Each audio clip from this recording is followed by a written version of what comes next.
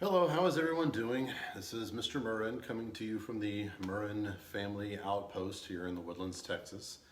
I am a little under the weather, been running a little bit of a fever, have a headache. I've taken two of those government issue rapid tests for COVID-19. Both of those have come back negative, so that's good. I did do one of those fancy tests that take a couple of days at CVS yesterday, so hopefully I'll hear back from those. And hopefully, hopefully I'll hear back from that, and that one will be negative as well. So I'm not really sure if I'll be back on Friday or not. I did want to take this, make this video though, and send this out to everyone, especially the Green Day students, because I was not there yesterday to go over this assignment with you. Of course, you have the assignment available to you on the Canvas, like on the Canvas calendar, like every assignment. It's not hard for you to keep up with things in this class because I put everything on the calendar and make it available for everybody. And so, if you did what you're normally supposed to do, you should have gone to the calendar and seen that, oh, hey, here are the directions for the poetry explication essay that we're going to write. And here is the rubric for it. And here are the poems from which you can choose. Now I just kind of want to go over in this assignment and kind of put some things into my own words and kind of give you an example of if you were to write one, what might that look like if you were to write one over, One Perfect Rose, okay? So you can kind of gauge what it is that you're doing with these poems and what I say here. And then what I want to do is I just want to read through the poems with you. You can follow along as I do that. I think it's helpful for you to hear them as well as see them because I know that some of you have a habit, and it's a habit you need to break when it comes to reading poetry. You have a habit of of reading just to the end of the line and stopping. Or when you see a word rhyme at the end, you stop right there because you all are used to listening to music, especially popular music. A line usually consists of a complete thought and it ends with a certain word. And then the very next line is a complete thought and it rhymes with a word that rhymes with that word. And poetry normally does not follow that, okay? Poetry may still rhyme, but the thought or the sentence may carry over to the next line, and that doesn't mean that you stop at the end of a line. You read according to the grammar. And a lot of times I think if you hear it according to the grammar, it makes a little more sense to you. All right, so I'm going to do that. But let's take a look at the assignment itself. You can pull it up if you want to. Pull it up if you want to and follow along. That's perfectly fine. And so I begin with saying, we have spent a lot of time with various analyses, so this is yet a different kind, all right? No worries though, this is the simplest of them all, and I firmly believe that. I believe that this is the easiest type of literary analysis piece to write, especially the way that we do it here. And I feel that the TPCAS model that we've been working with is a model that very much contributes to, it'll provide you with everything that you need. You'll see what I mean here in a second. It will provide you with everything that you need so that you can take it on and do whatever you need to do. All right? Says, this is the simplest form of them all. Okay, honestly, what you need is to paraphrase a poem or summarize the poem, put it in your own words, and then lead into your thesis, which is a straightforward statement of theme. All right? So paraphrase and theme. Those are two things that TPCAS gives you. But the theme statement is your thesis. All right? Basically, this is what the poem is about. All right? And then from there, get into the nuts and bolts of the poem, the nitty-gritty. Acknowledge the importance of the poet's or the speaker's word choice, connotation, that's what you're supposed to do. Literary devices, which often fall into that whole connotation thing. And tone, attitude, part of the, the A of the TPCAS. Everything is here. TPCAS gives you everything that you need. As you do this, make sure your commentary points back to the thesis or points back to the theme. I'll explain this here in just a minute. The nice thing about an explication is that when you run out of poem, you run out of essay. You're done. All right? So essentially it's like this. Let me put it, just in a nutshell.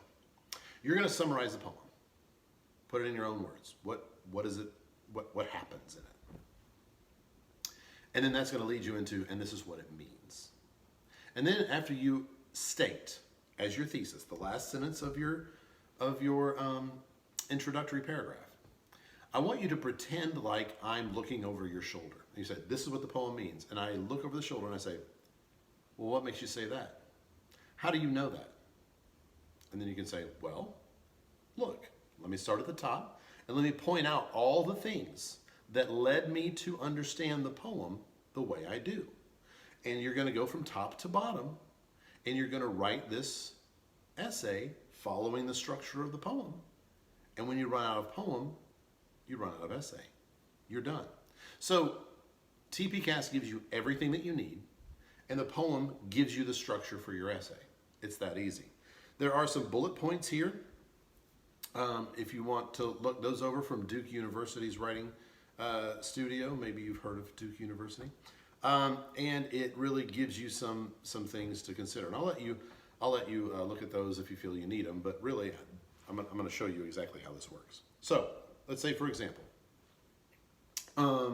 we have One Perfect Rose by Dorothy Parker. I would say, I begin, and I'm just riffing here. I'm just making this up off the top of my head.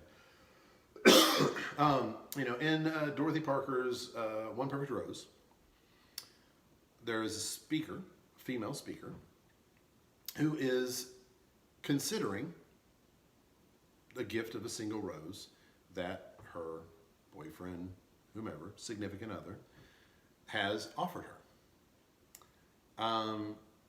She begins by acknowledging that he's given her this flower.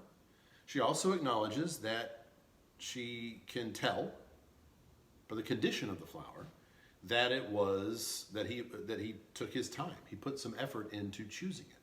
Chose just this right, beautiful flower that was just fresh off the bush. She then goes on to say that she understood why he gave it to her. That it was a message of love or a message of affection, and that his emotions were tied up in the offering of this rose. But she ends the poem by considering for a second, why is it that I always get the same thing? Why doesn't somebody express their feelings for me in a unique way by providing me with something completely out of the ordinary, or something a little more expensive, or a little more lavish, or whatever, to fit the intensity of their emotions? But she ends with a little bit of a resignation to say, no, it's always the same old thing. And then that would get me to my thesis. The poem is essentially an examination of the human desire to want to be treated as the unique individuals that we are. Something like that.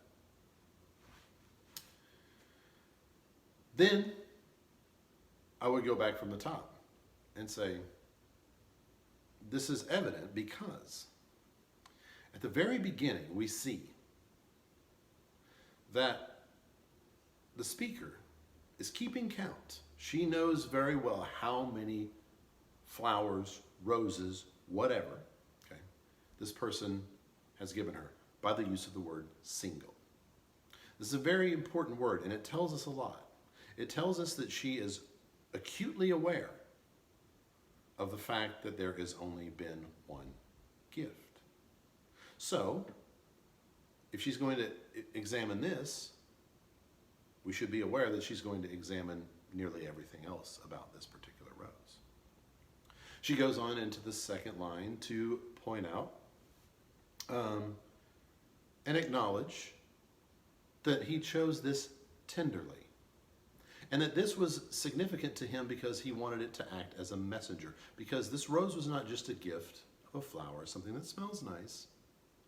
It was meant to convey an idea.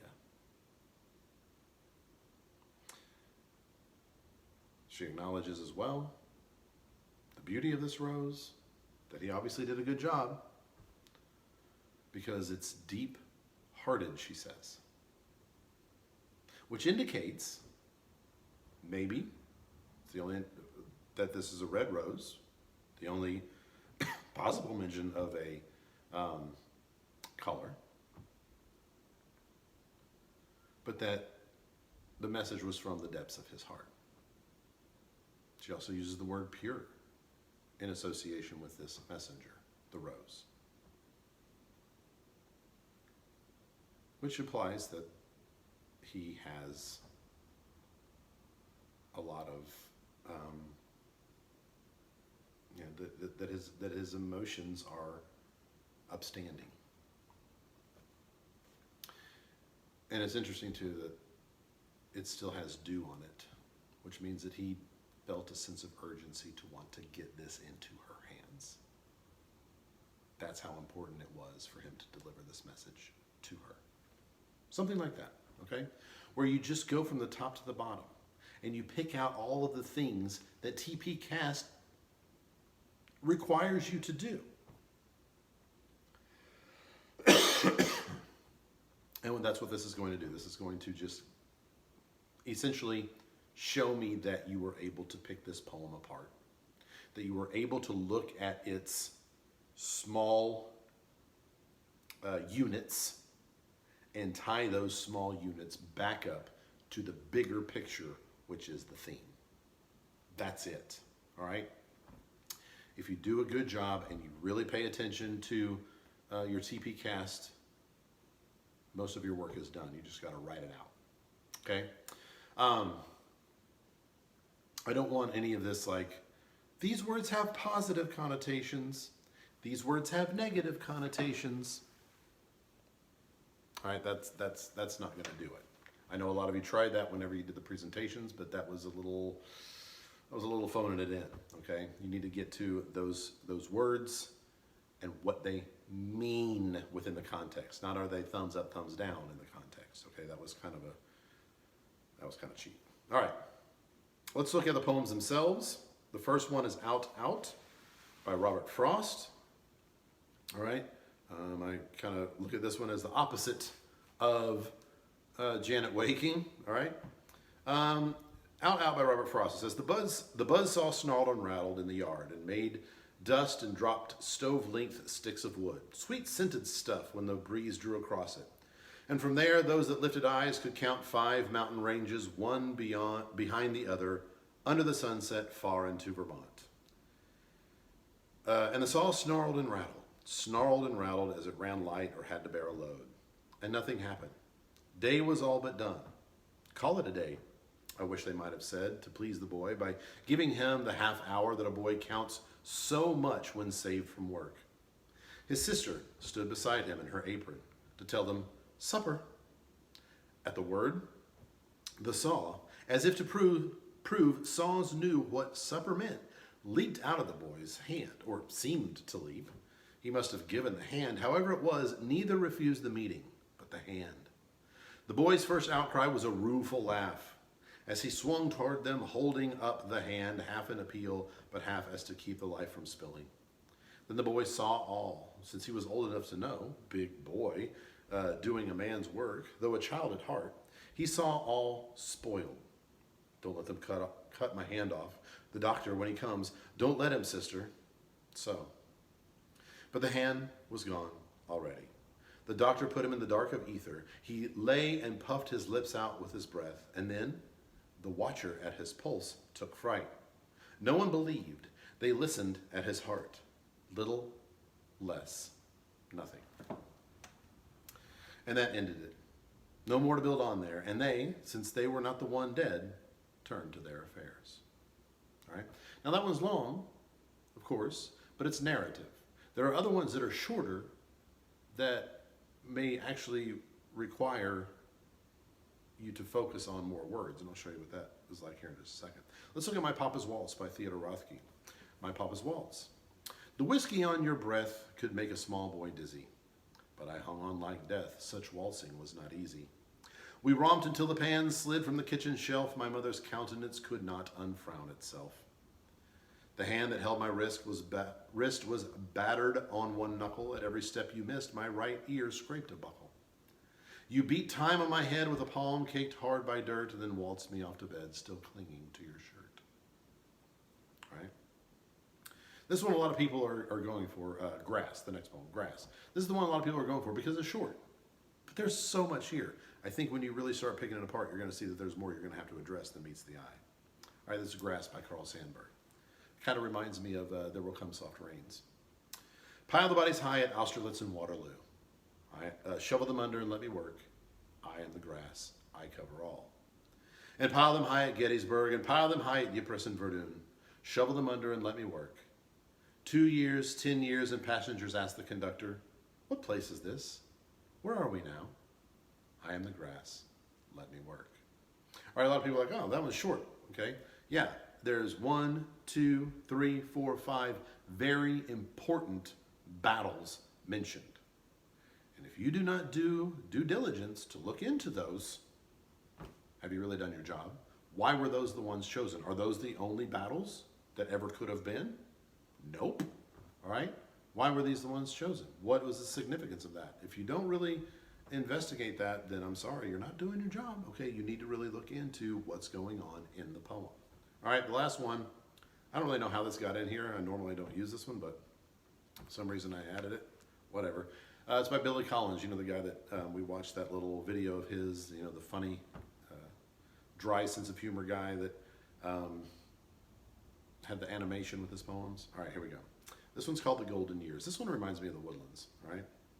All I do these drawn-out days is sit in my kitchen at Pheasant Ridge where there are no pheasants to be seen, and last time I looked, no ridge. I could drive over to Quail Falls and spend the day there playing bridge, but the lack of falls and the absence of quail would only remind me of Pheasant Ridge. I know a widow at Fox Run and another with a condo at Smoky Ledge. One of them smokes and neither can run, so I'll stick to the pledge I made to Midge. Who frightened the fox and bulldozed the ledge? I ask in my kitchen in Pheasant Ridge. Okay. I often make the joke that the more we keep cutting down all the trees here in the woodlands to build up buildings and apartment complexes, we might have to consider changing the name. There will be no more woods for us to rely upon and have our name The Woodlands. Anyway, so there you go. Those are the poems. That's how you do the assignment.